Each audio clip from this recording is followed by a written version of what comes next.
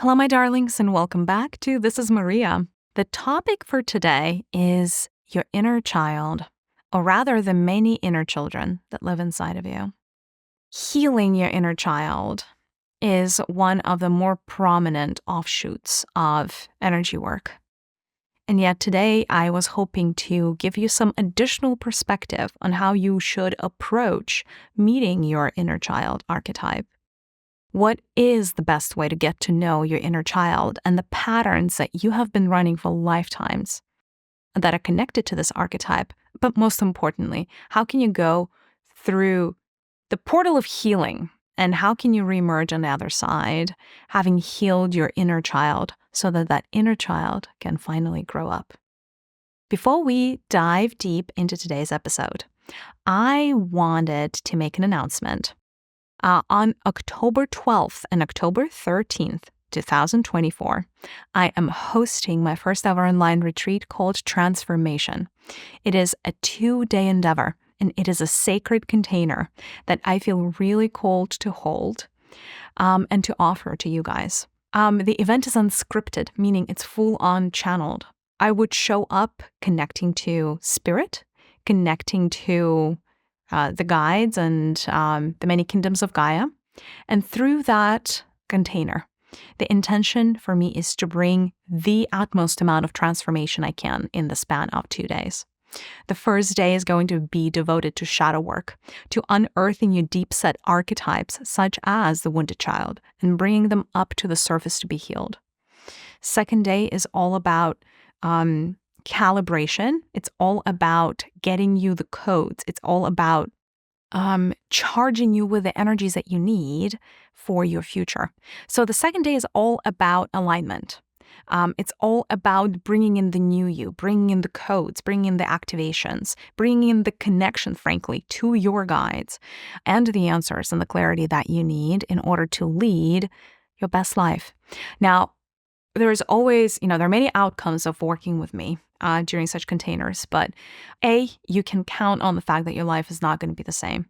And you will see massive transformations, even in the span of 2 days, but really, what's going to happen afterwards is going to be probably more interesting to watch because those transformations sometimes become obvious also after a few weeks of living your life in the new energies and seeing what happens, how people react to you differently, how you react differently to the world, and of course, the outcomes.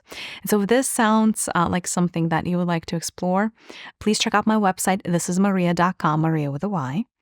And it has all the information, and we are going to link down more information below as well. All right, my darlings, let's talk about the inner child. When we come into an incarnation, we come with a slew of archetypes.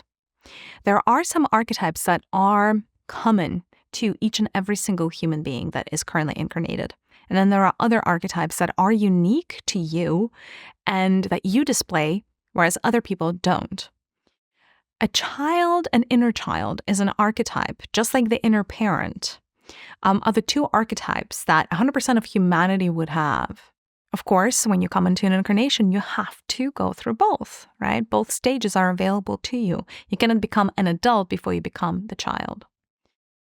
Now, one thing I will tell you is your inner child is not just one archetype that is cohesive and coherent. Your inner child is an amalgamation, or rather, a gathering of all of the inner children that you have inside of you.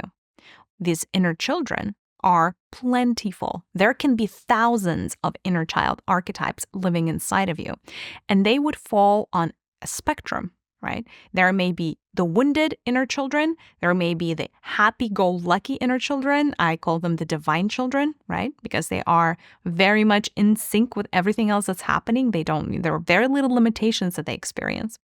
And then there is, call it the in-between spectrum that doesn't really fall into one of these polarities. I guarantee you, if you're currently incarnated on planet Earth, you have a little bit of all three inside of you. Now, inner children are the many inner children that live inside of you will inform your life in many, many ways.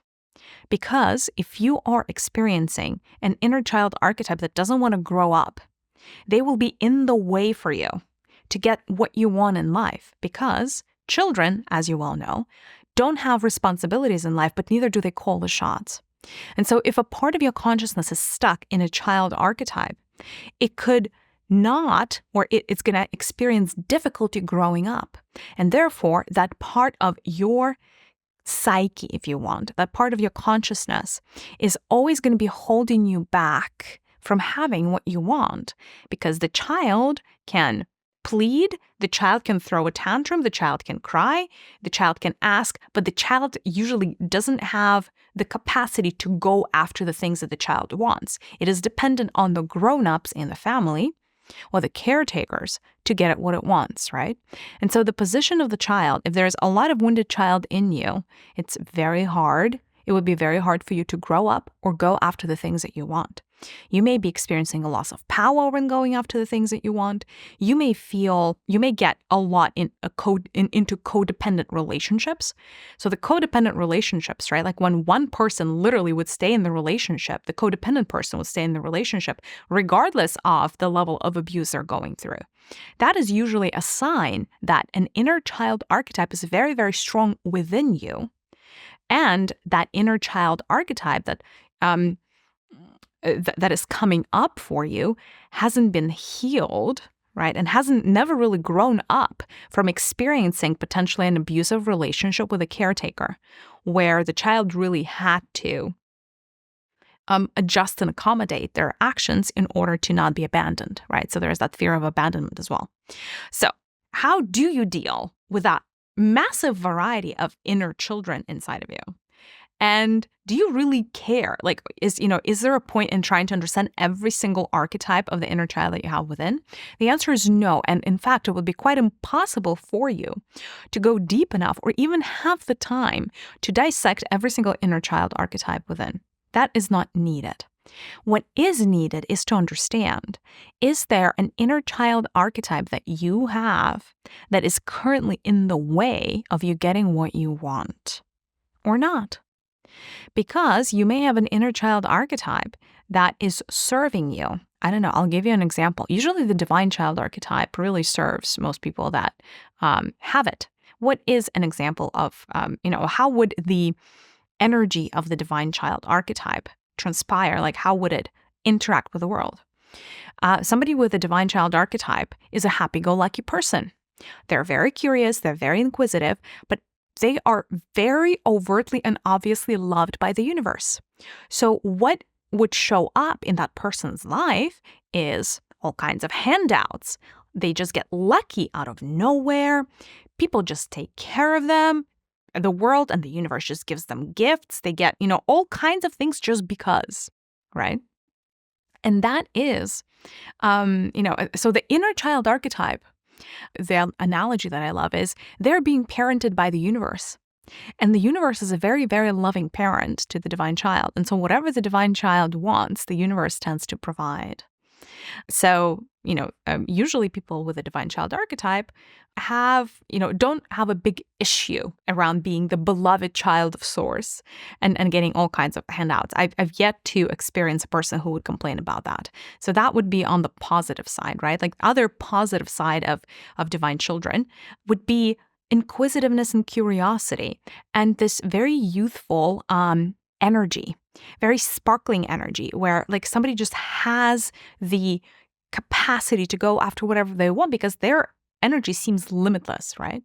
Somebody who's willing and able to look at the world with the eyes wide open and just like accept everything and embrace everything and be in awe and admiration of the world around them. So these are the positive sides of the child archetype. And of course, we have a slew of children archetypes that can be potentially negative. What are just some of the potential aspects of the children archetype or the child archetype that are problematic? Somebody who is resentful because they wanted something, they didn't get what they want, and now they're upset the whole world doesn't come across as a good place to them, right? So somebody that has expectations, high expectations from the world, like, oh, the world owes me this, or the world owes me that. That's an unhealed trauma from a divine child. Somebody who has abandonment issues, that's an abandoned child archetype. Like if you're worried that your partner is going to leave you, if you're worried that, I don't know, your parents are going to die one day, or I don't know, something else around, being abandoned, that's definitely a divine child archetype. Somebody who feels like they need to be the good girl or the good boy. Oh my God, this one is so prevalent, you guys. It's like screaming in my ear right now. The good boy versus the good girl archetype is very prevalent, and that's like a parent pleaser archetype. So, and I would say, oh my God, it's like so prevalent. The odds that you don't have a good girl or a good boy archetype living inside of you are pretty much zero. I think the question is, to what degree do you display that archetype in this current lifetime? How does this good boy, good girl archetype get created in the first place? Well, it's about conforming. When you're a child, you rely on your parents 100% up until a certain age for your survival, for your food, for all of it, right? Because of that, you form an attachment to that caretaking figure to sometimes to a detriment of yourself, right? They are so important, and your survival depends on it, that you get along with that parent. If your parent has high expectations, or if they display behaviors that are, sometimes they're hot, sometimes they're cold, if they're withholding approval, if they're withholding love, if they're withholding physical touch, if they're somehow just inconsistent in their affections or presence, that could very easily form this attachment, unhealthy attachment style, where you feel like you have to be the good girl or the good boy in order to deserve the love.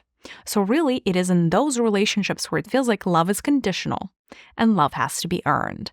And specifically, if your parent said, and all parents do, that's just a parenting style that is very prevalent on earth, expectations are being put forth for the children to be met, right?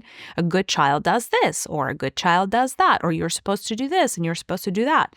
And that is how a little kid is forming all kinds of ideas and thoughts and belief systems around how they're supposed to behave in order to get the love from their parent. And that is how the good boy or the good girl archetype is born.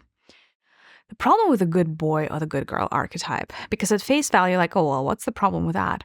There is no person inside of that archetype. Because the good girl, let's just take the good girl as an example. The good girl is so hyper-focused on the parent, or both parents sometimes, right? Like that she does not have the time to look within.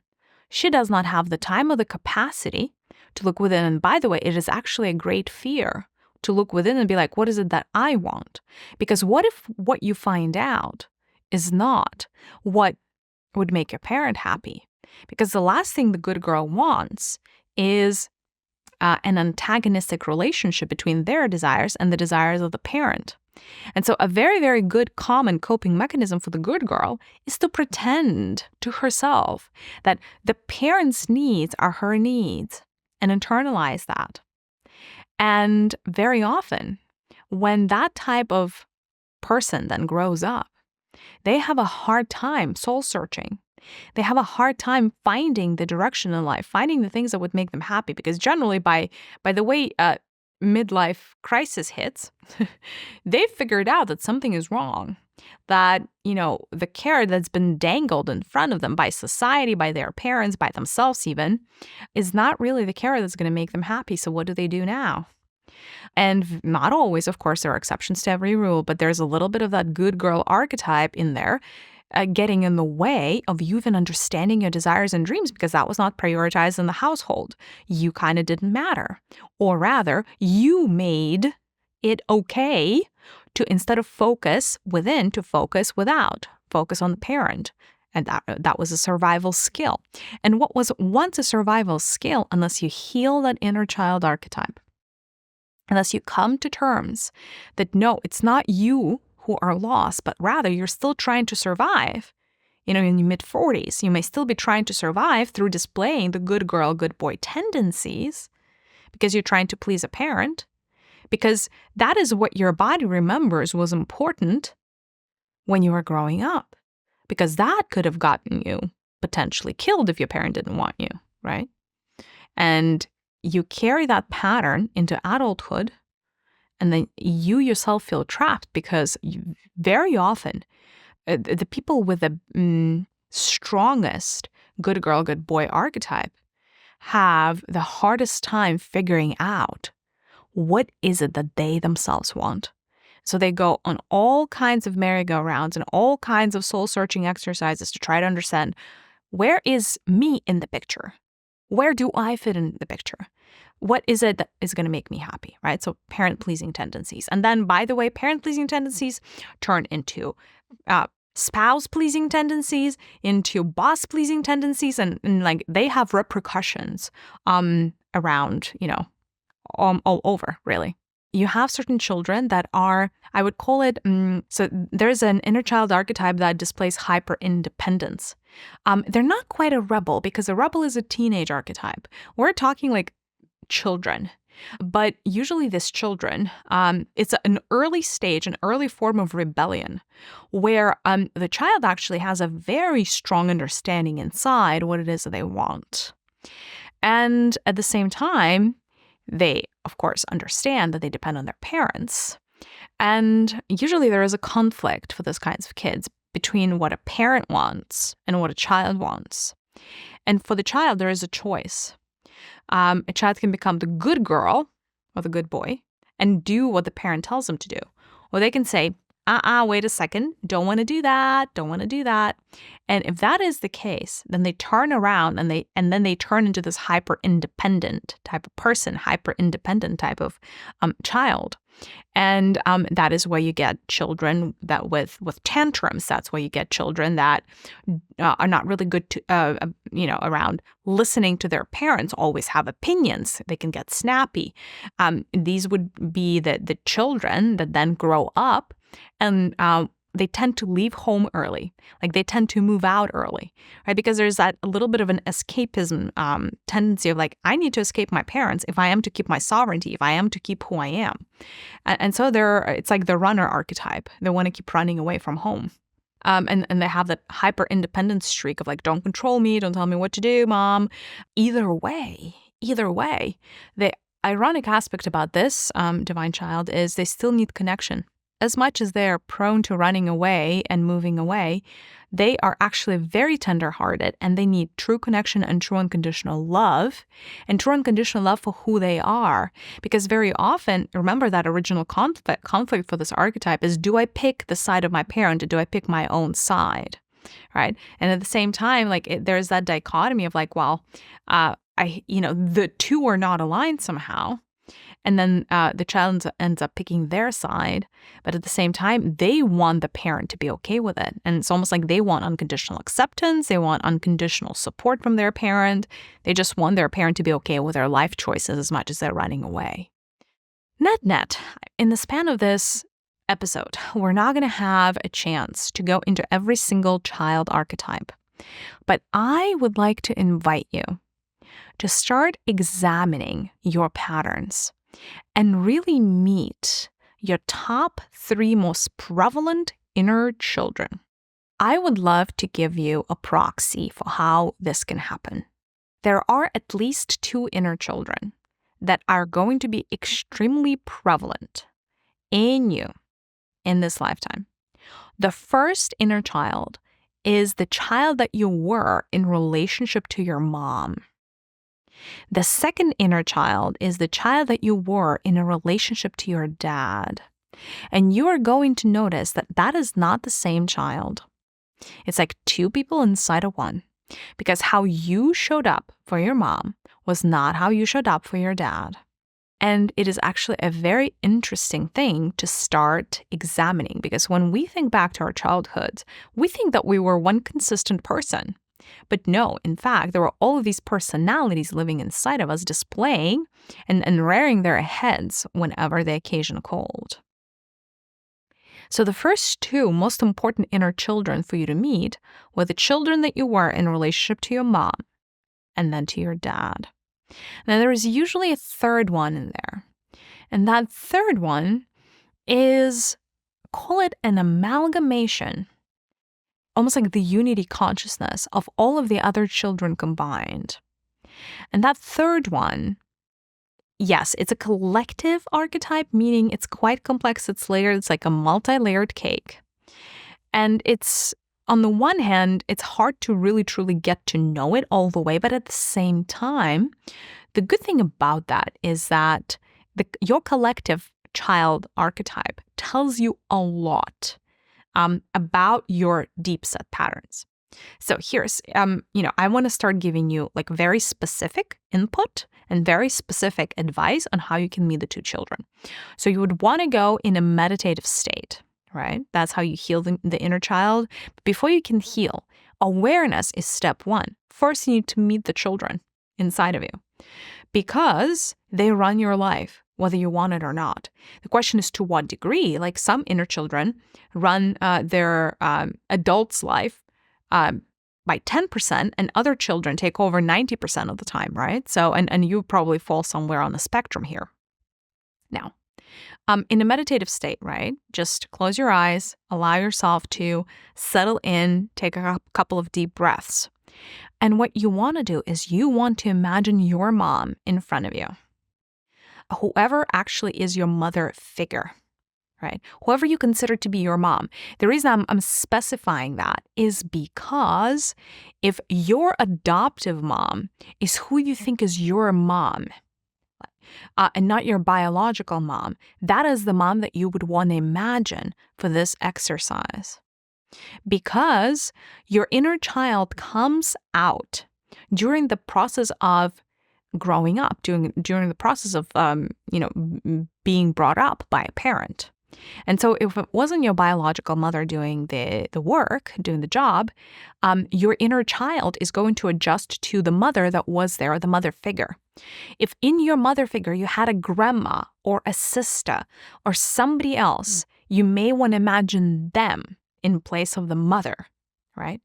Another question, like a whiff of the question that I'm getting from the collective, well, what if I've never met my mom? And what if I'm an orphan? If you are an orphan, first question you ask yourself is there a person that you perceived was your mother figure? Sometimes there are still mother figures even in an orphan's life.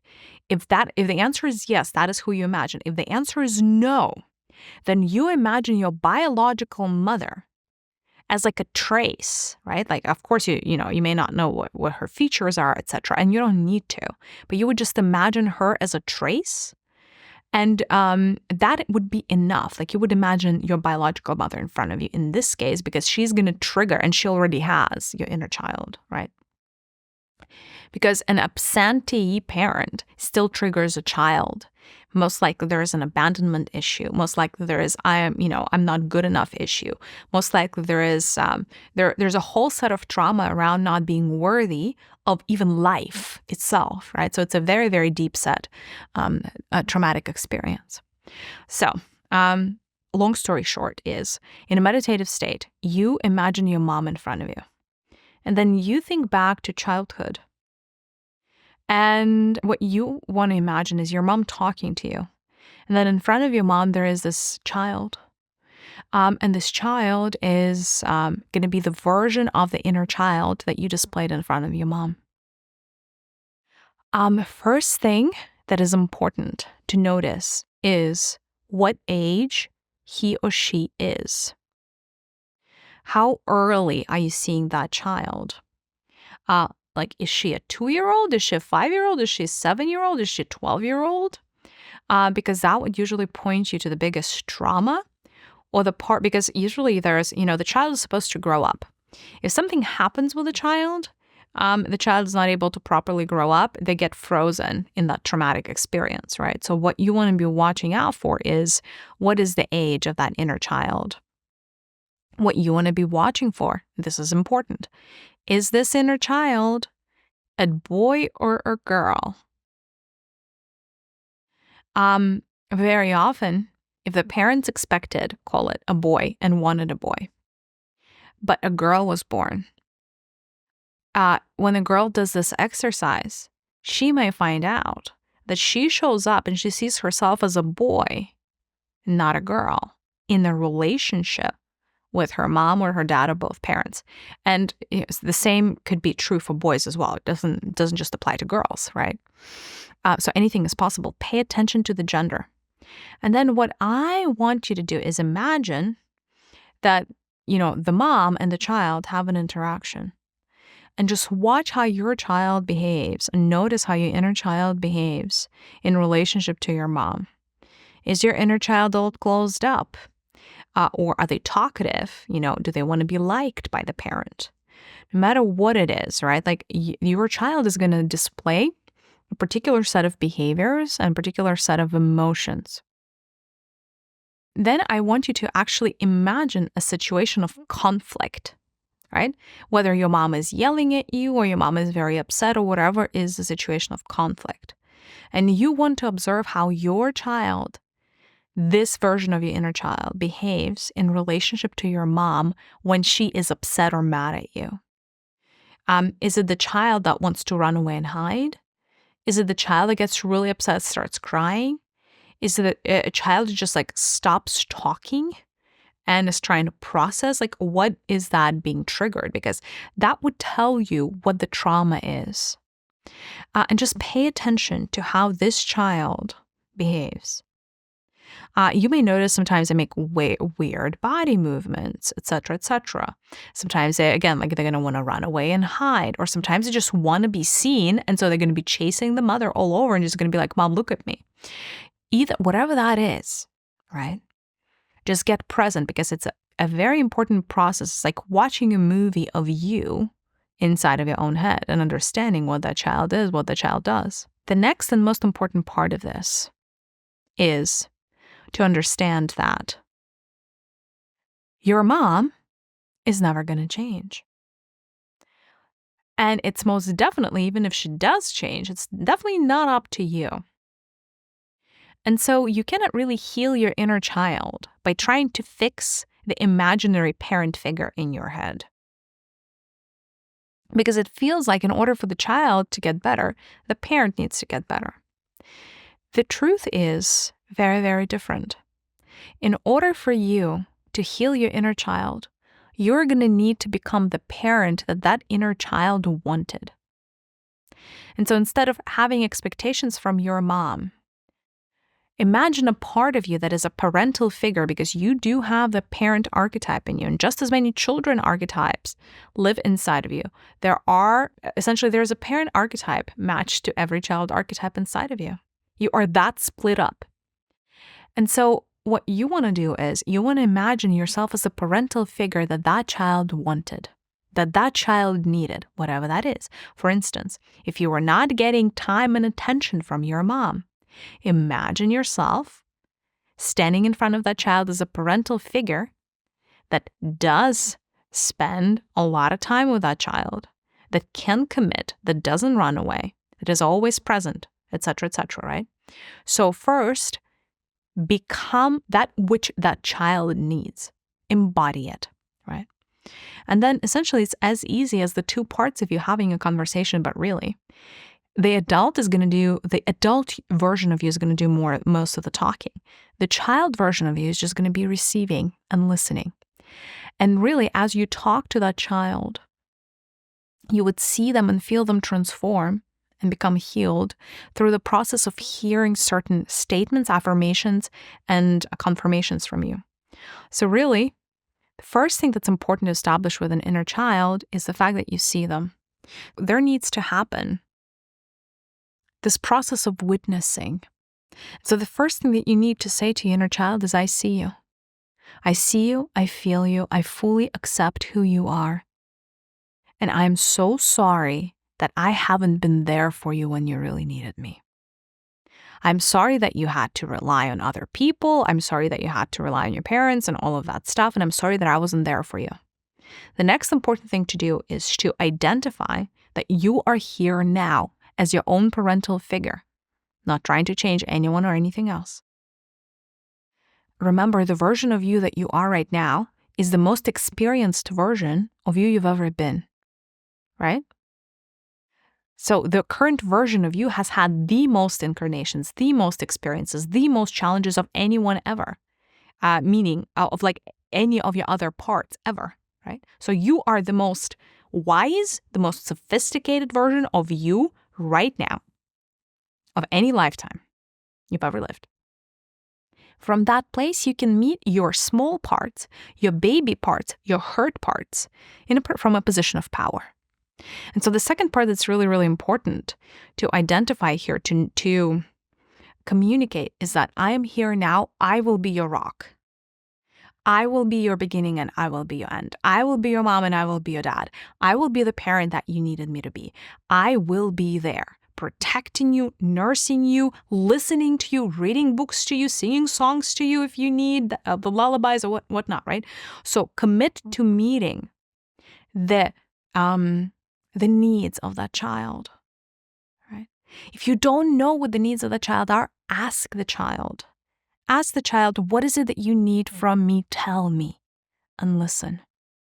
And you would be surprised how easily the intuitive guidance from that part comes. Because very often we bulldoze over our parts. We're not here, we're not available to listen to them. We're just like, okay, I will ignore you because I am busy. I'm the busy person and you're just in my way. And so our parts, especially children's parts, are not really used to getting airtime. And so when they do finally get airtime, it is a huge relief in and of itself.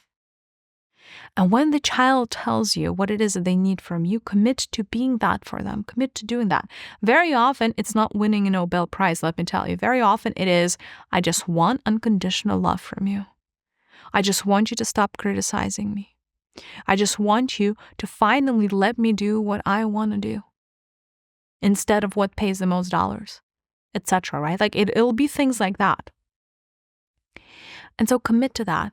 And you would understand that by telling, and then that's the third part, is this new renewed understanding. It's this commitment part between you and the child, the inner child, is like when you vocally tell them, I am going to be that for you, like that whichever you ask, that whichever you need from me, I got your back.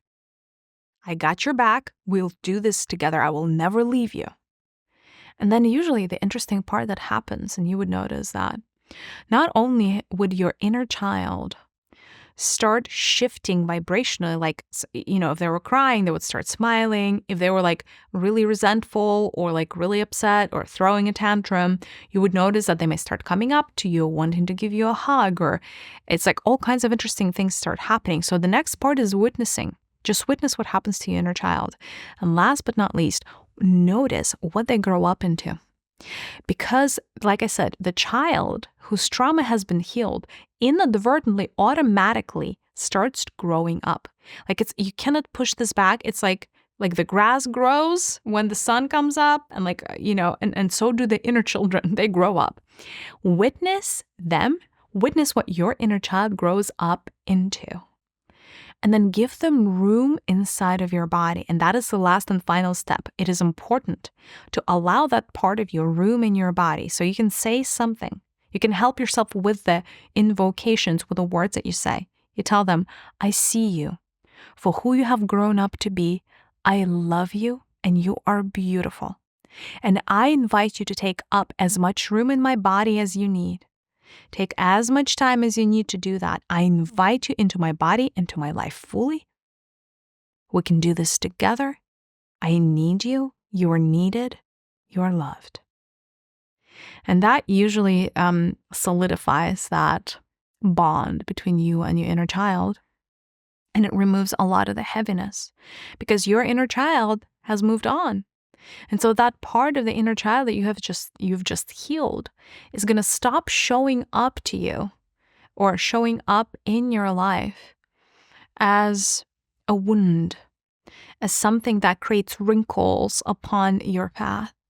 And instead, it's going to show up as a healed version of itself.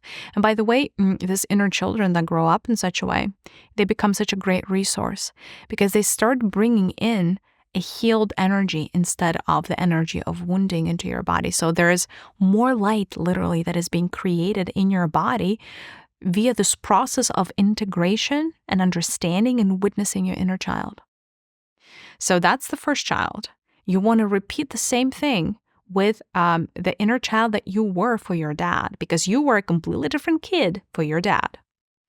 Now, you may do it in the same session or you may do it in the next session. But essentially, you would take a few deep breaths, close your eyes, get into a meditative state, you would notice, you would watch your dad in front of you. You would place your dad, the physical dad in this incarnation, or whomever was your father figure in this lifetime. And again, if you were an orphan or what have you, did not have a dad, your dad died too early, and then like mom never married or what have you, you imagine the dad that never was. Because that is the dad. That is your experience of a father figure in this lifetime. There's nothing wrong with that. It is what it is. And the trauma has already been incurred. And so you imagine that. And please pay attention first and foremost, how different that child, that inner child is in front of your dad compared to the inner child with a mom. They may be a different gender. They may be a different age. They may have a whole different set of characteristics, habits, traits, all of the above. How they show up may be very different. One of your inner children may be very shy. The other one may be very outgoing. One doesn't want to talk at all, and the other one does not stop talking. Like there can be like polar opposites or very similar, right? So like the point here is to witness the child that is, instead of trying to project. Just witness. So essentially you would want to repeat the same thing that you did for the mom.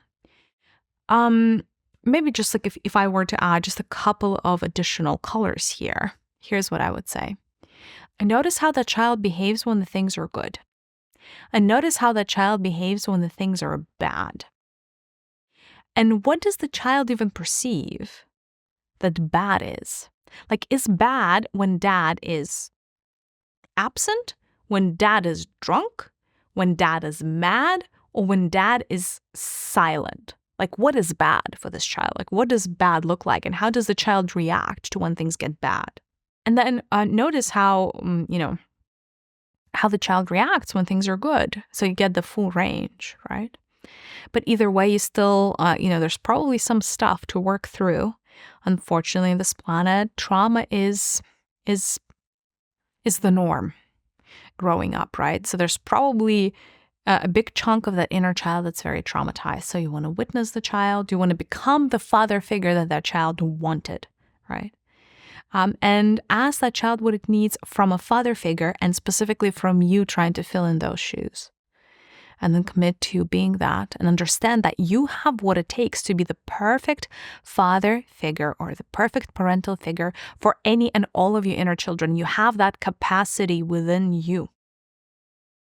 Because there's no way that a child within you is born, that there's also not the adult part that is born that is able to hold the trauma of that child and cuddle that child into perfect blueprint.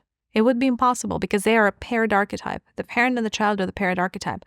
The moment your wounded child is born, there is a parent on the other side that's meant to fuse with it and one day become whole and like heal that, right? So they're a paired archetype. So if you think you don't have what it takes, I promise you do.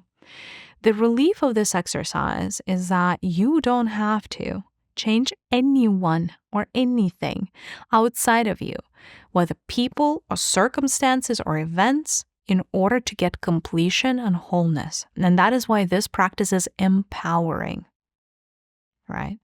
Because you can wait for your parents to change their ways until the cows come home, and that will still not happen. And that's why instead of trying to change things in the outside world, the fastest way is actually to go within. Because you would notice that the moment your inner child is healed, you're going to stop bleeding from certain wounds. And so those wounds are going to stop being triggered by the people in your outside world. So ironically, by healing the child within through becoming the parent that child always wanted, that in and of itself is going to heal your relationship with your actual parents in the outside world. You will see a difference. I propose that you do a third version where you take your collective child archetype, like the amalgamation of everything. How would you do that? In your meditative state, you would close your eyes and you would ask the universe to showcase you if there was like one child, like essentially you ask the universe to show you one collective child archetype that you hold and start observing that child. Now that child already is going to attract a particular parent in the outside world. For instance, if it's the codependent child that you have, it's going to attract a narcissistic parent. It just is like, if it's a victim child, it's going to attract an abuser, what have you. Whatever your child is, right? Like first understand, what is that frequency? Like what are the patterns? Just by observing, like, how they behave or how they speak, the inner child. Just get to know them. You can have a conversation with them because it is a part of you. And it is way easier, my friends, to hear a part of you than it is to hear a spirit guide or your higher self or God, because that part of you is already inside of you. And that is the good part, and that is the good news. So observe, be in complete acceptance and just in the observing mode, truly, for that inner child. And then know that that inner child naturally aligns with a very particular kind of parent. And so imagine that.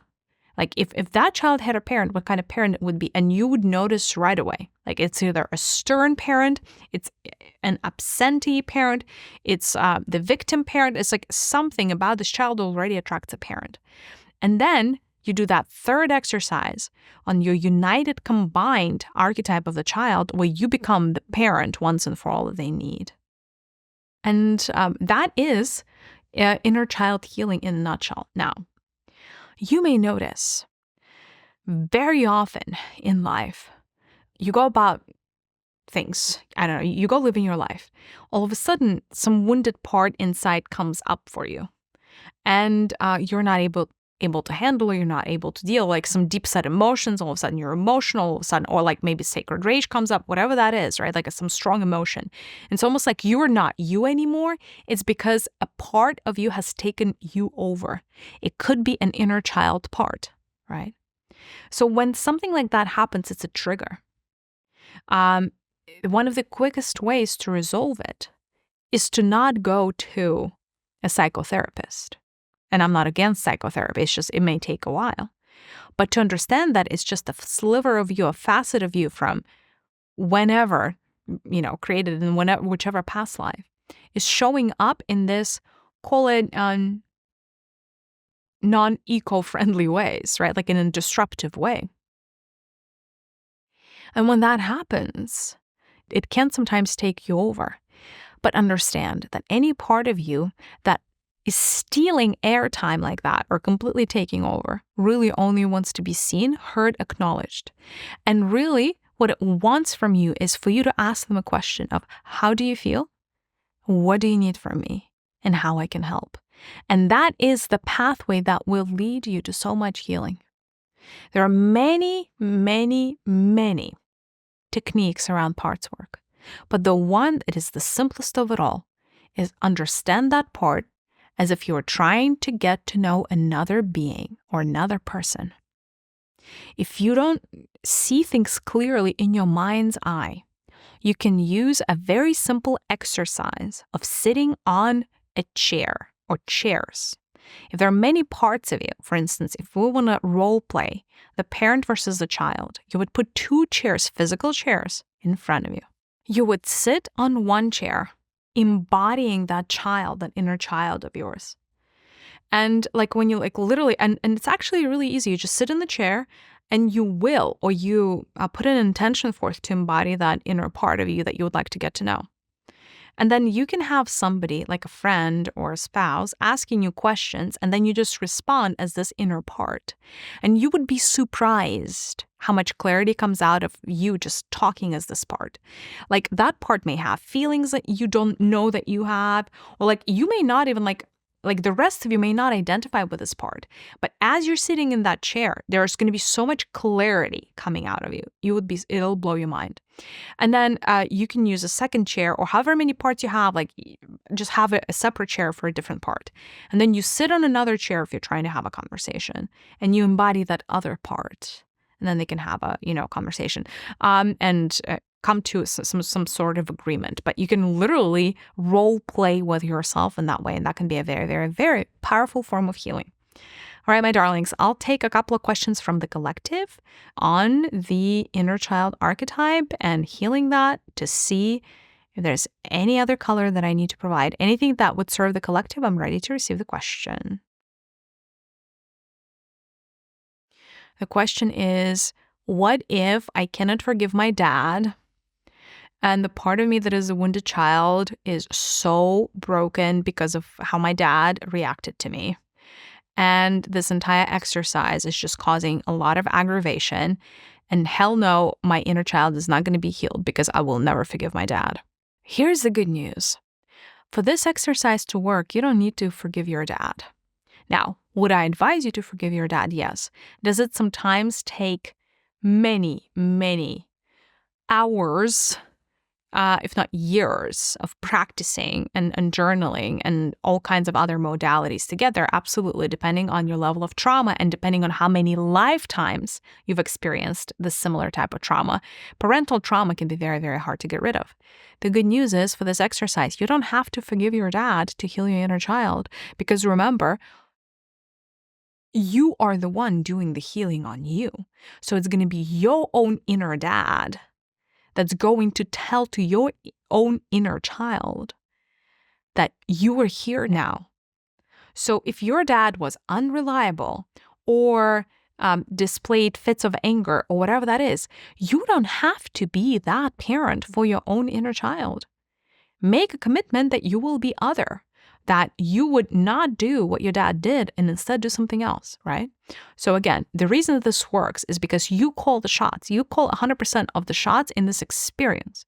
You don't need anybody else to change. Therefore, you don't need to forgive anyone to move on.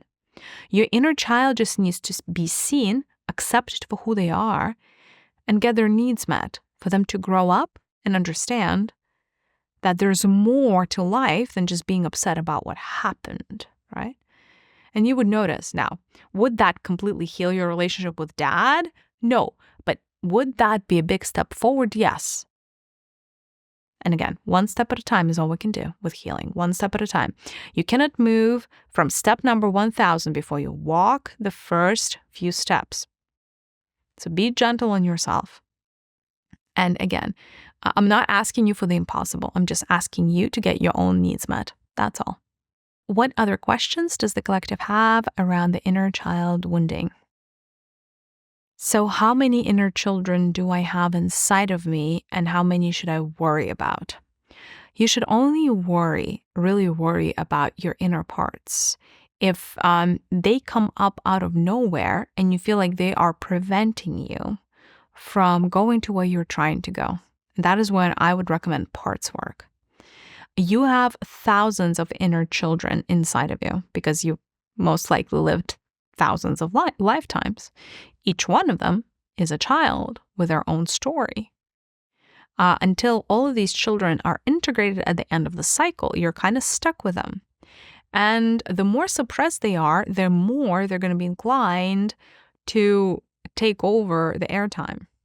It's not needed to go fishing for inner children archetypes, because when the time is right and when there is a trigger, they're going to show up no matter what. You could hold them back if you tried. Usually an inner child or any other archetype, any other part of you comes up and gives you discomfort when it's ready to heal and when it's ready to be finally seen and finally be acknowledged. It doesn't come up to make your life worse. It doesn't come up to be vindictive. It doesn't come up to be sad or depressed or anxious or fearful. It comes up to be healed.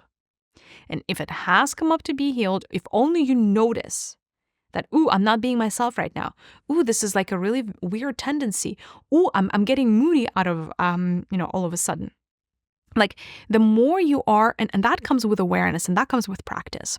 So usually you have like a range, like the norm, like a normal range of behavior for you. Like this is how you usually behave. If all of a sudden there is an outlier, like, I don't know, you tend to be a very calm person, all of a sudden you lost your temper. Or you tend to be a very fearless person, all of a sudden this fear is coming up and you cannot do anything about it. Anytime you're picking up an outlier, It's because that's not you having the airtime. It's a part of you that has taken over, and that's why it is acting in ways that are uncharacteristic with the rest of you. That is when you are picking up that part. In that moment, you recognize, ooh, that's not me. It's a part of me that needs to be integrated. That's why it's giving me this outlier type of behavior. That is when you catch this part by its tail, you sit that in front of you, whether in a chair, physical chair, or in the mental chair in your head, and you have a conversation around, what is this part? How long has it been around? What does it want? And why did it get so emotional? Like, what was the problem? What was the trigger? And it'll tell you all about it. The good news about parts is usually they are trying to be helpful. So every single part that you have is after a particular benefit for you. So every single part believes that they truly are doing good for you through whatever behavior that they're displaying. And that's why sometimes with parts, it's very helpful to reassign the task for them. If they're doing something that is not helpful, you can tell them, well, stop doing this. You can do that instead. Example. Say you have a part that is really afraid of public speaking or the stage or whatnot. And so anytime you start thinking about being on social media even, it starts telling you, no, we don't want to do that. We're, and it's just like, there's all this discomfort, just like freezes, like you just freeze up. And, you catch that part because you're like, okay, what is this discomfort every time I start thinking about social media and being on social media? So you catch that part and you start getting to know it. All of a sudden you realize that it's a part that was created lifetimes ago because you were, speaking on a public market and somebody threw a rotten tomato at you. Far-fetched example, but bear with me for a second. And then that part of you felt wounded, not physically, but emotionally, that their communication was not received, their communication is not needed, their expression is not needed. And that's why today they're like, I remember that heart wounding. I remember how painful it was to not be wanted when I was speaking, in front of the people on this market square. So I'm going to protect my human, my most favorite person on earth, from this experience ever happening to them again. And so I will prevent them from being on social media. I will prevent them from speaking up so they would never have to go through that heartache ever again. And so if you're dealing with a part like that is very much a protector part, what you need to explain to it is that, in fact, this life is very, very different. One thing that I find is extremely helpful with parts is they tend to be very dead set in their ways unless they really understand where you're going. And parts actually really, really good at tuning into your future. So one of the things you can show them is your future. So if you are talking to a part that is really adamant that it doesn't want you to do a certain thing because it needs to keep you safe or what have you, you may invite it to see the future of this current incarnation. Just ask them, hey, would you like to see the most likely future of my current incarnation? And they often say, sure, I'll see the future. And then if you're imagining it in your mind's eye, usually they see the future by you stretching out your hand and they just touching your hand. And through the physical contact between two etheric bodies, if there was ever an oxymoron, it's this one. How can you have a physical contact between etheric bodies? What I mean is, etheric content, hand to hand, energy to energy. They're able to connect to the most likely path of the future path. And usually what they will see there is not the repeat of the past, but a whole other scenario. And that's usually when they get comfort that they're trying to protect you from something that's not even a possibility in this lifetime. And that is where you get to reprogram this part and tell them, hey, I want something else. To go with our social media example, instead of preventing me from being up on stage, why don't you help me really monitor my communication so that I articulate my words very well? How about your strength, your capability, and your resource goes into making me a better public speaker? How about you become my cheerleader? Like, you can give it a range of tasks to perform, right? It's up to you, really, as long as it is helpful to you in your lifetime. And you would notice that these parts are very happy to jump on this opportunity and do that for you. And then from there, it's a process of merging of that part with your entire body. And from there, literally that pattern is gone.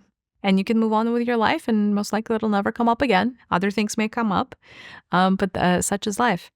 All right, my darlings. So this was the inner child episode. If you're watching this on YouTube, please let me know. Any questions in the comment section. Tell me how how deep you've gone in your inner child work. How many inner children of yourself you've met, and also if you've tried the practices and what you think about them. All right, my darlings. Big virtual hug. I'll see you in the next one. Bye.